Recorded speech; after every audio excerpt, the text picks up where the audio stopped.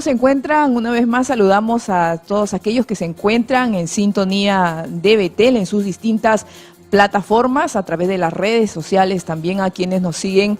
Les damos las gracias por la preferencia que tienen con nosotros. Estamos iniciando, con el favor de Dios, un nuevo programa y hoy queremos hablar acerca de una modificación que se ha propuesto realizar a la ley de libertad religiosa en nuestro país. Esto ha ocurrido en el mes de septiembre y pues vamos a darle mayor claridad a este asunto, porque estaría afectando de alguna forma este derecho que tenemos todos de la libertad religiosa. Para eso me están acompañando aquí en el sede el doctor Juan Uchuya, a quien le damos la bienvenida. Doctor, muchísimas gracias.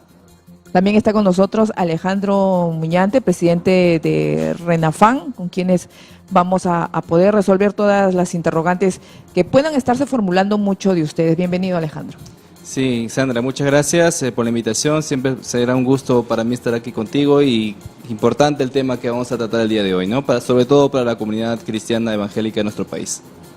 Vamos a comenzar entonces el desarrollo del programa con esta información audiovisual que tenemos, que es un poco gráfica acerca de lo que es la ley de libertad religiosa. La libertad de culto o libertad religiosa es un derecho fundamental que se refiere a la adopción de cada ser humano de elegir libremente su religión, de no elegir ninguna o de no creer o validar la existencia de un Dios y ejercer dicha creencia públicamente sin ser víctima de opresión, discriminación o intento de cambiarla a la fuerza. En las democracias modernas, generalmente el Estado garantiza la libertad religiosa a todos sus ciudadanos, pero en la práctica, la elección del credo está dado generalmente por costumbres familiares y sociales. Se asocia frecuentemente a ciertas sociedades y religiones. La libertad religiosa es reconocida por el derecho internacional en varios documentos, como el artículo 18 de la Declaración Universal de los Derechos Humanos y el artículo 18 del Pacto Internacional de Derechos Civiles y Políticos. El artículo 27 de este mismo pacto garantiza a las minorías religiosas el derecho a confesar y practicar su religión. De la misma forma, lo hace la Convención de los Derechos del Niño en su artículo 14 y el artículo 9 de la Convención Europea de Derechos Humanos. Bien, vamos a hablar entonces acerca de este reconocimiento, de este derecho que tenemos todas las personas reconocido a nivel mundial, hablando sobre estas declaraciones que se han dado internacionalmente. ¿Qué nos puede comentar, doctor Uchuya? Fíjese usted, en nuestro ordenamiento jurídico, también el Tribunal Constitucional ha dado una serie de sentencias mediante las cuales ha establecido cuál es el derecho de conciencia, cuál es el derecho de religiosidad. Si me permite, voy a dar lectura a dos conceptos que son vitales en este tema.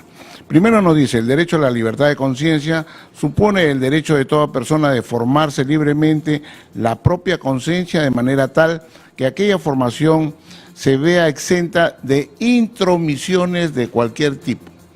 Eso en primer lugar. Segundo, establece que la libertad religiosa comporta el derecho fundamental de todo individuo de formar parte de una determinada confesión religiosa, de creer en el dogma y la doctrina propuesta por dicha confesión, de manifestar pública y privadamente las consecuentes convicciones religiosas y de practicar el culto. Dice y termina, concluye, en puridad, la libertad de conciencia está vinculada a la libertad de ideas, mientras que la libertad de religión a la libertad de creencias. Bueno, estos conceptos son sumamente claros cuando dice que el Estado ni ninguna otra entidad tiene el derecho de entrometerse tanto en la libertad de conciencia como en la libertad religiosa.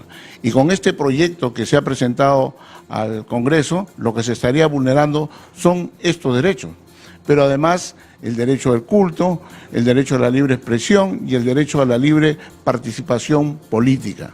Pues todo ciudadano tiene el derecho de participar en política, sea cual fuere su situación, su profesión o su ocupación. Claro, es importante este punto, ya que este derecho, esta libertad también está contribuyendo a consolidar más la democracia en la que vivimos en nuestro país, ¿verdad, Alejandro? Así es, la propia Convención Interamericana de Derechos Humanos ha establecido en más de una sentencia que la libertad religiosa y la libertad de conciencia viene a ser pilar fundamental en la consolidación de las sociedades democráticas, y también a través de la doctrina jurídica especializada se ha establecido de que es la primera de las libertades. En este caso, su importancia radica en la contribución de la Constitución de los Estados modernos. Se tiene una valoración histórica y política a nivel de todo el mundo, que no se puede concebir una sociedad si no existe la garantía del respeto de esta libertad, ¿no? Esta libertad ha sido reconocida, como bien nos señalaba, en diferentes declaraciones, desde la Declaración de Derechos de Virginia de 1776, o pasando por la Declaración de los Derechos del Hombre y Ciudadano del año 1789, para que después sea recogido por las Declaraciones Universales de Derechos Humanos e incluso por la Convención Americana de los Derechos Humanos, el cual nos rige, ¿no? En su artículo 12 reconoce taxativamente el derecho a la libertad religiosa, ¿no? Y aquí en el Perú también tenemos esta ley de libertad religiosa, y en una cartilla que distribuyó el Ministerio de Justicia nos dice acerca de este concepto que la libertad de culto o de religión implica la decisión de cada ser humano para elegir libre y voluntariamente la religión que más satisfaga a su espiritualidad, así como a la de no elegir religión o no abrazar creencia alguna. Asimismo, implica la libertad de ejercer su creencia públicamente en forma individual y colectiva, si así lo decide, sin ser víctima de discriminación o intento de cambio contra su voluntad. Por eso es que nosotros vemos en nuestro país que hay distintas instituciones religiosas donde pues celebran sus cultos conforme a su doctrina, ¿no? Tenemos los que son judaizantes, también hay musulmanes en el Perú, y bueno, la religión cristiana, que es la que tiene una mayoría, pero también tenemos muchas otras, ¿no?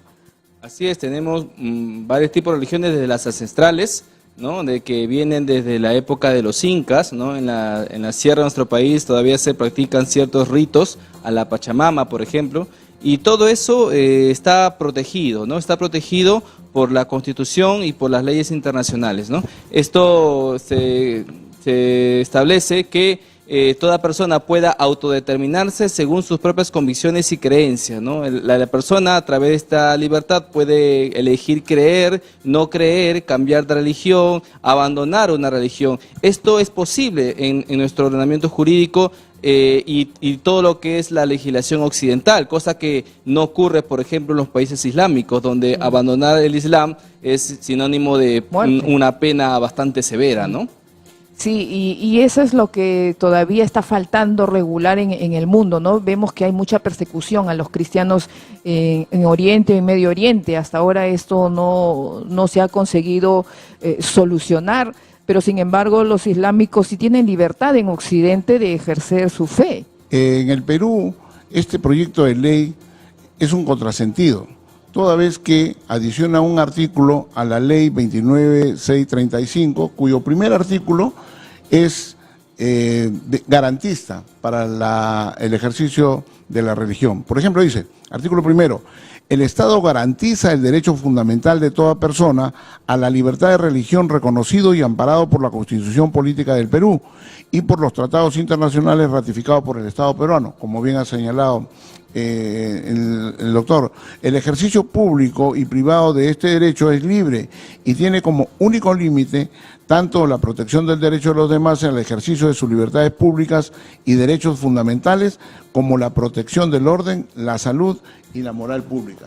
Y por último, al final hay una disposición complementaria que creo que se tiene que tener en consideración, toda vez que esta propuesta atenta contra la libertad religiosa, contra los derechos constitucionales, como se ha señalado, y dice la disposición complementaria: sanción por impedir el ejercicio de la libertad religiosa.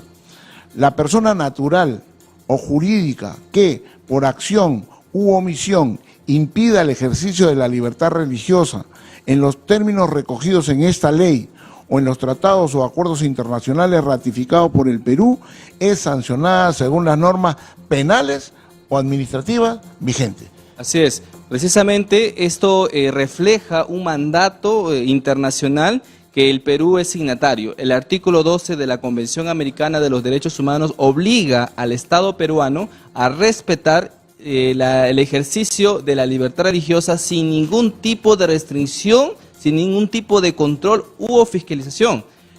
Los únicos límites que se pueden someter a libertad religiosa es cuando vulnera el derecho de los demás, cuando representa un peligro para la seguridad, para el orden y para la moral pública. Por ejemplo, hay gente que se ha visto casos en donde se han encerrado con niños esperando el fin del mundo. Esto evidentemente viola el interés público, porque el interés superior del niño es un interés público, ¿no? Entonces, o en todo caso, personas que, por ejemplo, pueden basarse, las personas no podrían excusar bajo su religión el hecho de ir y quemar otras iglesias que no sean la propia. O sea, eso tampoco estaría permitido. Hay restricciones bastante claras, pero cualquier tipo de restricción más allá de eso sería una clara vulneración a los derechos fundamentales de las personas.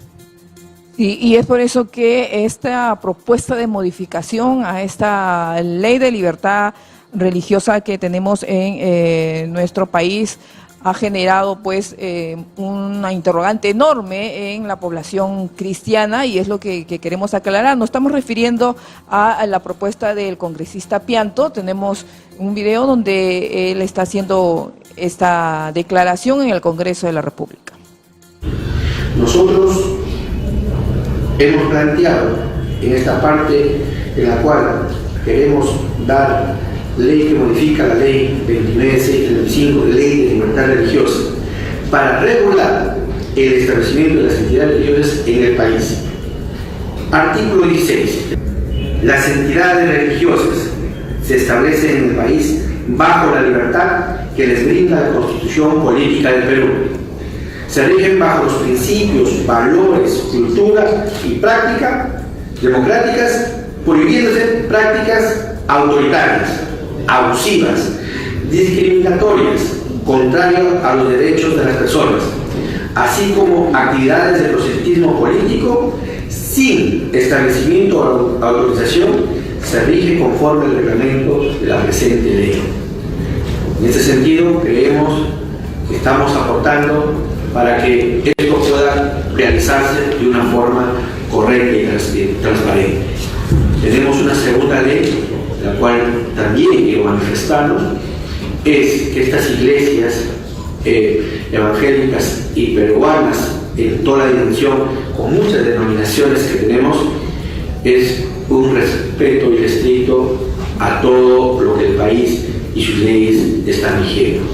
Solamente decirles y agradecer del mundo evangélico a los pastores que me acompañan, quienes tienen una misión también directa y frontal, que la Iglesia Evangélica en el Perú ha venido a servir y a trabajar con amor, y hacer que todos aquellos que puedan ser parte de esta grey asumir un compromiso con su país, pero partiendo de la familia, partiendo del hogar, de ser un buen vecino, un buen ciudadano, ser un buen contribuyente al Estado y sobre todo cumplir la ley. Muchas gracias, muy amable. Vemos en esta mesa donde se hace la presentación de esta propuesta de modificación a la Ley de Libertad Religiosa que se encuentran los representantes de las instituciones del CONEP y del UNICEP, que representan a un grupo de las iglesias evangélicas en el Perú, pero no a todas, y ni siquiera a las que tienen mayoría de miembros dentro de sus congregaciones. ¿Por qué se presentan ellos en la mesa como si representaran a todo el resto de la iglesia evangélica? Bueno, porque en algún momento, cuando las grandes iglesias formaban parte de estos organismos, fueron reconocidos por el Estado peruano como representantes del mundo evangélico y de las iglesias evangélicas. Sin embargo, hace muchos años ellos carecen de representatividad y legitimidad, toda vez que las grandes iglesias como el Movimiento Misionero Mundial, la Alianza Cristiana Misionera, Asambleas de Dios, que tienen un sinnúmero de miembros, han salido de estos organismos, ya no forman parte de, por lo cual no tiene una representatividad real, legítima. Y nos causa mucha extrañeza que alguien que se aferre y que esté en los lineamientos del cristianismo evangélico, pueda darse el lujo de participar en la promoción de una ley que es totalmente agresiva, que agrede, recorta, vulnera los derechos religiosos de las iglesias evangélicas a las cuales dicen representar. Porque, por ejemplo, ellos están tratando de que el Estado regule y se entrometa en las iglesias, en los cultos, porque hay que tener en consideración esta hojita, que es la que ellos presentan, la que es la modificatoria del artículo 16, lleva consigo un sinnúmero de la exposición de motivos, que es el espíritu mismo de la ley, donde se señala y dice, por ejemplo, que hay que ir especialmente cuando se considera una prédica alienante o destructiva para sus seguidores. ¿Quién califica eso? ¿El Estado? ¿Quién va a calificar eso? ¿El ministro de Justicia? También dice que está en contra de los mensajes y prédicas de odio, de incitación de violencia, en especial a los sectores más vulnerables. Hemos visto en esta campaña a quienes se pretende sostener como los sectores más vulnerables, el LGTB, todos los que promueven el género, y no los niños, no los ancianos, no las mujeres propiamente dichas. Asimismo dice, sus enseñanzas y sus prácticas de maltrato psicológico y muchas veces incitando a la violencia. Quiere decir que, por ejemplo, nosotros al fomentar que los padres de familias salgan a marchar en contra de la ideología de género, sería considerado como un acto de incitación a la violencia. Y esto es totalmente recusable desde el punto de vista cristiano, porque nosotros estamos en una lucha, hace unos años, una lucha contra la mentira. Nosotros defendemos la verdad. Cristo dice, yo soy el camino, la verdad y la vida. Pero cuando la verdad se distorsiona, se ataca, diciendo de que el hombre no nace hombre ni nace mujer, sino que construye su sexo a través de la construcción social, cultural, cuando se dice que las familias no deben ser heterosexuales formadas entre un hombre y una mujer, sino que pueden ser entre hombre y mujer y mujer, cuando se dice que el aborto es la mejor salida para poder mantener la libertad sexual de los niños, de los jóvenes. Estas mentiras es lo que nos lleva a los padres de familia, como Unidos Pro Familia en colectivo, y otro colectivo más como Con Mis Hijos No Te Metas, a ponerle freno a esta política agresiva que por lo demás el 28 de julio ha sido declarada abiertamente contra la familia peruana, contra los valores cristianos. El presidente Vizcarra dijo, yo voy a implementar, pase lo que pase, la ideología de género, el enfoque de género, antes de diciembre. Y todos estos actos forman parte de. Y este es el ataque directo a las iglesias. Porque si usted mañana más tarde dice que el homosexualismo es un pecado, entonces estamos incitando al odio. Estamos atacando a personajes vulnerables. ¿Y qué cosa va a pasar? ¿O quieren que se repitan en todos los pastores el acoso, la denuncia penal, como se ha hecho con el pastor González? Eso es lo que se está buscando. Destruir la moral de las iglesias, de los pastores, de los cristianos. Pero eso no lo van a lograr, porque Cristo está con nosotros. Él dice, yo estaré con vosotros todos los días hasta el fin del mundo.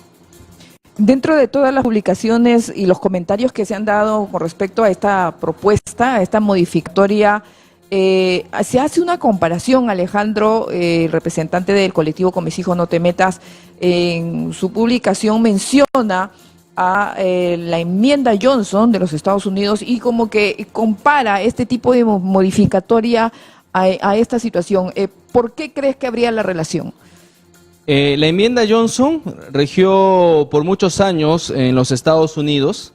Ya era una ley que amordazaba la libertad de expresión, la libre participación política y la libertad religiosa de los pastores en los Estados Unidos, porque les prohibía emitir una opinión sobre un determinado candidato, sobre una determinada ley. Les prohibía porque si lo hacían, les quitaban todos los beneficios tributarios. Ya no los consideraba una organización sin fines de lucro, sino que ya les comenzaban a cobrar impuestos, los comenzaban a perseguir, lo que acá se le conoce como la SUNAT, ¿no? Entonces, esta ley, gracias a Dios, fue derogada por el actual presidente Trump, Y esto también se asemeja mucho a lo ocurrido en enero de este año en el país de Costa Rica, por ejemplo. El Tribunal Supremo de Elecciones de Costa Rica emitió una medida cautelar para impedir que la Conferencia Episcopal de Costa Rica y la Alianza de Iglesias Evangélicas de Costa Rica puedan de manera directa o indirecta orientar al voto de sus feligreses, ¿no? Ya no podían decir por quién votar o por quién no votar. Y esto se dio en el marco de la celebración de las elecciones presidenciales en Costa Rica, donde todos sabemos que participó Fabricio Alvarado, un líder evangélico que en la primera vuelta obtuvo el primer lugar. Entonces, este tipo de situaciones, este tipo de reglas, este tipo de restricciones, digamos, excusadas bajo una ley que va a orientar a la igualdad de las personas, lo que trae como consecuencia es restricciones. ¿Por qué? Porque no quieren permitir que la iglesia pueda manifestarse. ¿Por qué? Porque la iglesia siempre ha sido la última reserva moral del país. Y si la iglesia se calla, entonces estas agendas que quieren imponer visiones particulares inmorales se van a implementar sin ningún tipo de oposición. Entonces nosotros realmente vemos que, y lo que está pasando ahora con este proyecto legislativo es hacer lo mismo, amordazar al pueblo cristiano, impedir la simple manifestación contra una ley, como ha ocurrido, por ejemplo, la ley que ha derogado la ley de fortalecimiento de la familia. Salir a las calles para manifestarnos en contra de esa disposición legal podría ser catalogado como proselitismo político. Y según esta norma, también estarían las iglesias impedidas de hacer proselitismo político. Sí, realmente la derogación de esta ley, que por su mismo nombre lo dice, es algo ilógico, ¿no? Es la ley que fortalece la familia, pero el gobierno la deroga. O sea, ¿qué es lo que está buscando en realidad con la sociedad peruana? No se entiende, pero sin embargo este problema no solamente ocurre aquí en el Perú, es en toda la región, y como ha mencionado el doctor Alejandro, también hay pues esta orden jurídica en los Estados Unidos por parte del actual presidente. Lo vamos a ver nosotros luego del corte, así que manténganse en sintonía, regresamos en unos minutos.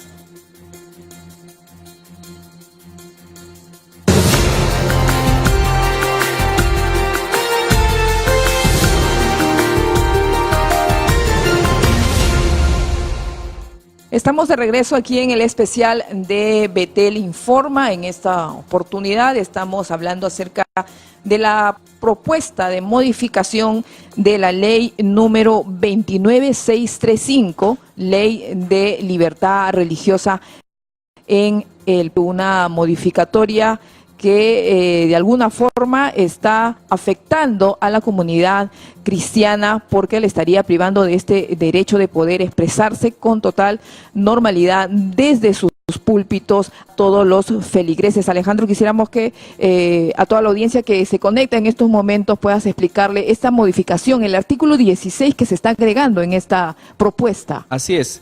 En esta propuesta legislativa de congresista Guía Pianto está buscando que se agregue el artículo 16 a la ley de libertad religiosa. Este artículo 16 señala, ¿no?, que las entidades religiosas se establecen en el país bajo la libertad que les brinda la Constitución Política del Perú. Hasta ahí no habría ningún problema. Dice el segundo párrafo, se rige bajo los principios, valores, cultura y prácticas democráticas, prohibiéndose prácticas autoritarias, abusivas, discriminatorias y contrarias a los derechos de las personas, así como actividades de proselitismo político. Ahora bien, de la lectura de esta norma se puede llegar a colegir de lo que se busca es legitimar un control estatal en las iglesias, porque ¿quién define lo que es una práctica autoritativa, abusiva, discriminatoria? ¿No? De la misma forma, se están planteando términos netamente políticos en la realización de los cultos cristianos, porque ¿de dónde nosotros podríamos legitimar que una iglesia tiene que ser democrática? Si las iglesias son libres de poder autodeterminarse bajo los criterios, los parámetros o las consideraciones que ellas crean idóneas.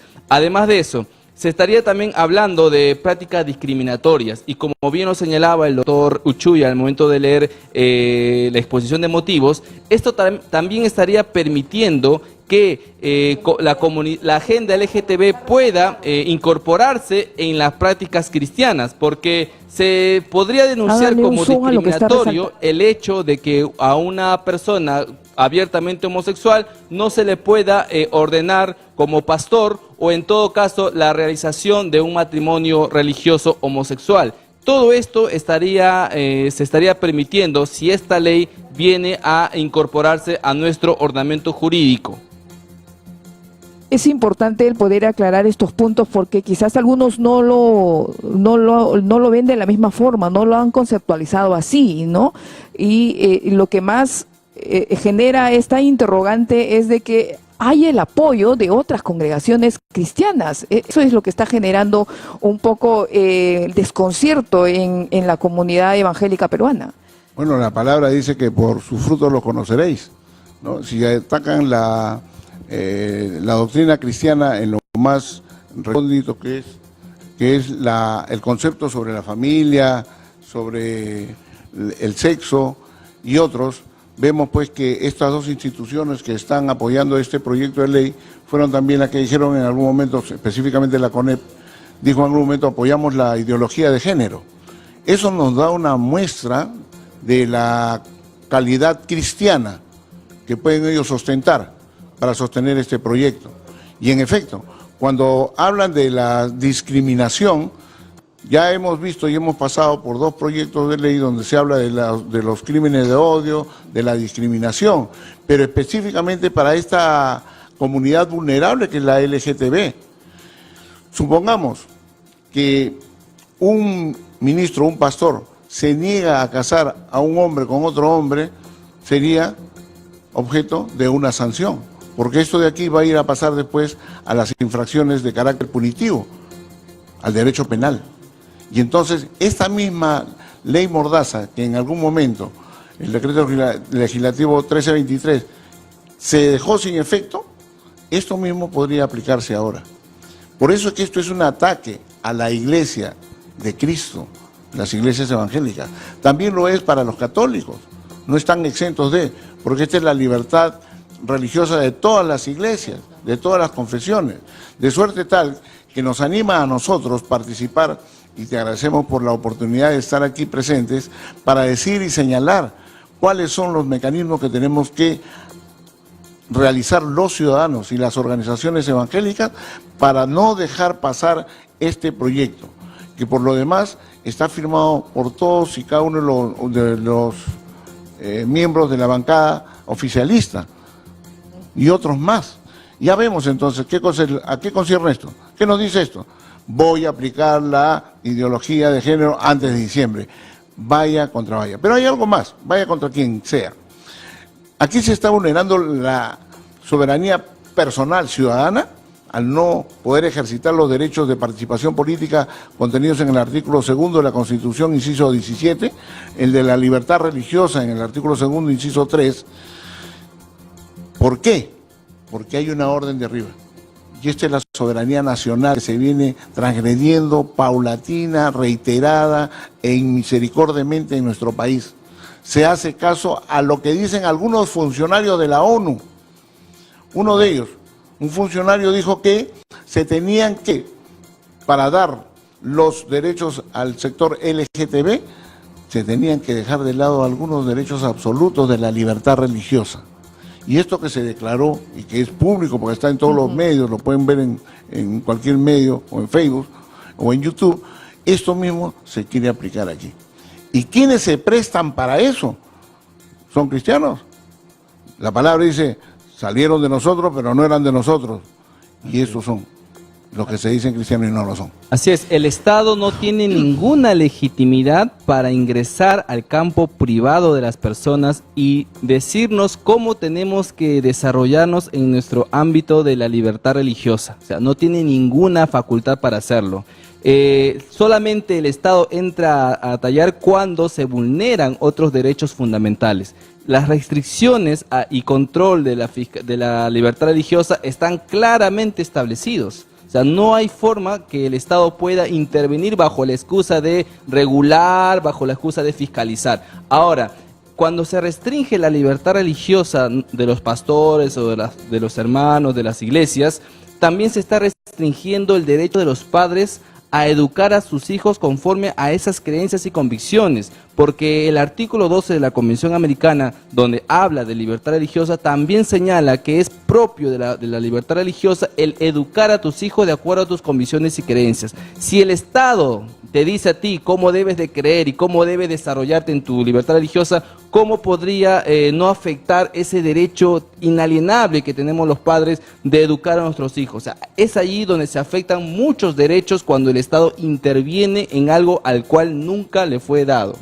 Claro que sí, dentro del hogar es donde uno aprende también las creencias espirituales, pero llegando a la mayoría de edad o incluso un poco antes es de que las personas toman su propia decisión. A veces vemos en una familia que los padres son cristianos evangélicos y los hijos no.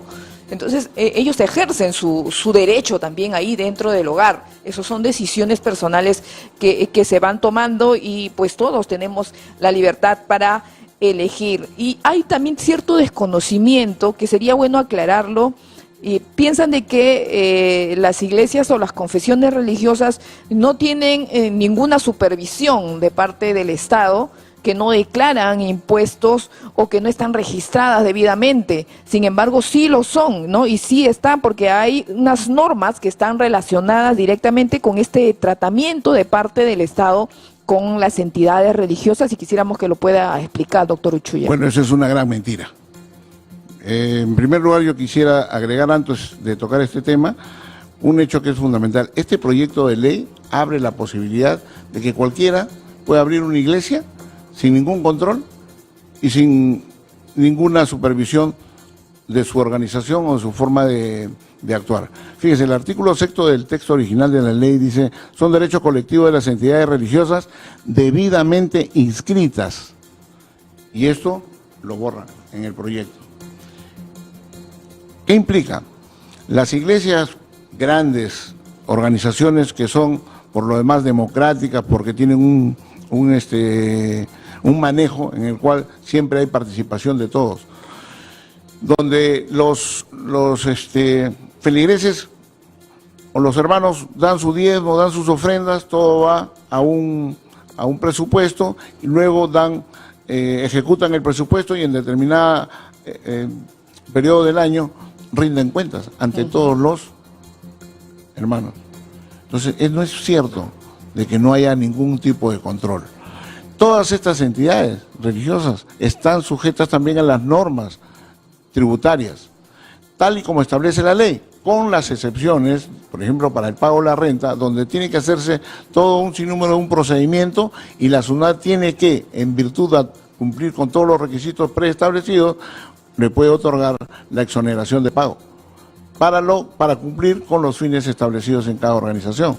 Claro, acá dice que tenemos al decreto legislativo número 776, que es la ley del impuesto a la renta, y se dispone la inafectación de impuesto predial, vehicular y alcabala para propiedades de las entidades religiosas destinadas a templos, conventos, monasterios y museos, siempre que sustenten los fines religiosos.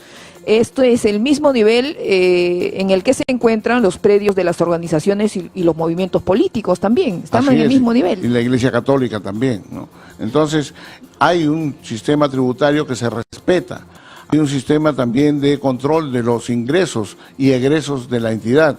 Y hay un control definitivo de todos y cada uno de los miembros de las iglesias que al final de cuentas aprueban la ejecución presupuestal después de un año. Incluso cuando reciben las donaciones también, que claro, llegan del extranjero, ¿no? Así es, las donaciones tienen y están sujetas a una normatividad especial además, porque tienen que darse cuenta no solamente de esto, sino a una entidad del Estado, donde están inscritas todas las organizaciones sin fines de lucro, como las iglesias, ¿no? O sea, eso de que no son supervisadas es una total mentira, entonces, hay un desconocimiento de esto. No, eso es una mentira total. Se autorregulan las iglesias y tienen todos los mecanismos de control, todos los sistemas administrativos, de control, operativos, todos los sistemas que le permiten tener una conducta transparente con respecto a sus miembros y con respecto al Estado. No hay eso. Lo que pasa es que se quiere asustar, se quiere poner contra la pared a los movimientos religiosos. Y tiene una explicación. No hay ninguna organización política que haya movilizado 1,5 millones de peruanos en contra de la disposición del Poder Ejecutivo al querer implementar la ideología de género para pervertir la mente de nuestros niños. No ha habido ningún movimiento social que haya movilizado a tantos padres de familias y madres de familia contra la perversión que quisieron hacer, incluyendo en el currículum educativo, imponer la ideología de género. Entonces, para paralizar esto, se dicen, primero, atacamos la iglesia. Segundo, impedimos que tengan una manifestación política. Y esto es anticonstitucional. Ya había dicho Aristóteles, el hombre es un zoon político, es un animal político. Si no hace política se queda en animal. ¿Qué cosa quieren? ¿Que los peruanos seamos de segunda clase? ¿Seamos animales? La expresión de cualquier norma, decir sí o no, votar o no, es una expresión, un acto político. No se puede resquebrajar. Y por último, estos señores que han presentado este proyecto y a los de la bancada del partido de gobierno, queremos decirle, los cristianos no son ciudadanos de segunda clase. Votamos y debemos ser elegidos también. Decimos sí o decimos no a una pretensión política del gobierno. Y lo haremos también en algún momento en un referéndum si queremos vacar al presidente. Que por encima de nuestra confesión religiosa también pagamos impuestos, ¿no? Y es más, somos los que más fieles somos en los pagos porque eso nos enseña nuestra doctrina cristiana. Así es. Entonces la iglesia aporta muchos valores a la sociedad y no solamente eso, también hay mucha labor social que ha desarrollado la iglesia a lo largo de los años en el Perú y lo vemos hasta ahora en distintas instituciones que vienen apoyando en labores que el Estado no está cumpliendo y esto realmente que nos sorprende de la manera como quieren silenciar y callar a la iglesia. Tenemos